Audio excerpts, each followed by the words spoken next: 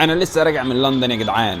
معلش الحماسه خدتني، بس مش عيب احمسكم معايا لاني مصور لكم حاجات لذيذه قوي. بس السؤال اللي الكل بيساله، هو ارسنال اجمد من السنه اللي فاتت ولا لا؟ سؤال محير ناس كتير ومنقسم عليه الاراء، واولهم عشاق المدفعجيه نفسهم. بس هو ليه السؤال نفسه فيه مشكله؟ وايه هي المشكله دي؟ والاجابه على المشكله دي هتكون ايه؟ يلا نجاوب مع بعض.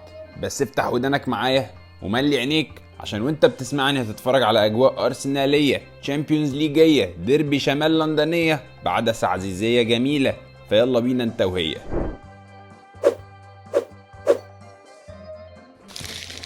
فأول مرة من 6 سنين ونص للمدفعجية، وأول مرة يشتغل نشيد دوري الأبطال في ملعب الإمارات، وكانت ليلة ليلة ليلة أما ليلة يا سلام.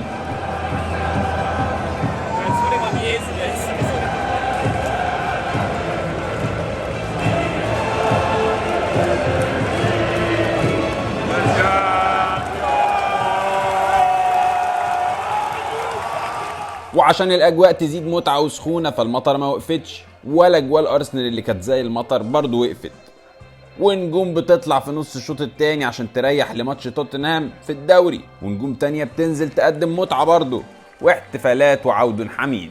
الديربي كان غير معروف يعني ايه ديربي شمال لندن بالنسبه للفريقين، وفعلا الماتش ما كدبش خبر، كان نار، جون هنا وجون هنا، جون هنا وجون هنا، وكان شبه متكافئ. ارسنال ضيع فيه التقدم مرتين ومعاه نقطتين غاليين على ملعبه. وهنا السؤال بقى اللي مركز معايا وما سرحش في البث والتغطيه العظيمه بتاعتي، السؤال اللي قلناه في الاول، هل ارسنال اجمد من السنه اللي فاتت ولا لا؟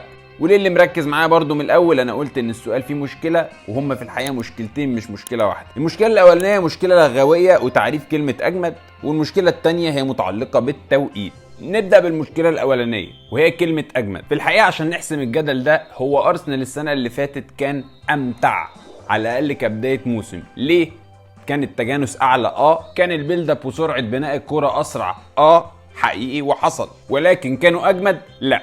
هتقول لي ازاي يا ابو العز؟ هقول لك يا حبيبي ابو العز، ليه اللي ذاكرتهم ضعيفه وبتنسى وبيقولوا ارسنال فورمته السنه اللي فاتت كانت اجمد؟ فهو ده الفريق اللي بسبب اصابه او اتنين الموسم اللي فات خرج من الدوري الاوروبي وما عرفش يكسب الدوري في الاخر ونفسه قصر. فمع نضج الفريق موسم زياده، ومع تدعيمات الصيف بجوريون تيمبر وديكلان رايس وكاي هافرتز اللي طبعا لسه ما طلعش قماش، الفريق بقى اقوى بكتير. ويكفي اني اقول لك ان الماتشين الحلوين اللي احنا لسه متفرجين على لقطات منهم دول، ارسنال بيكتسح فيهم الماتش الاولاني وهو معهوش جوريان تيمبر ولا توماس بارتي ولا جابرييل مارتينيلي بداعي الاصابه. وفي ديربي شمال لندن نزل من غير نفس الثلاثه دول، وزود عليهم تروسار وزود عليهم ديكلان رايس في الشوط الثاني. ورغم كده كاد انه يكسب توتنهام اللي هو فورمه وعامل ماتش وموسم حلو جدا مع بوستيكوجلو، ولولا خطا زي ده من جورجينيو كان زماننا بنقول قصة تانية خالص. ولك ان تتخيل لما يبقى رقم 6 بتاعك الاختيار الثالث هو جورجينيو، يعني ده فريق وصل لمرحلة ان توماس بارتي هو مصاب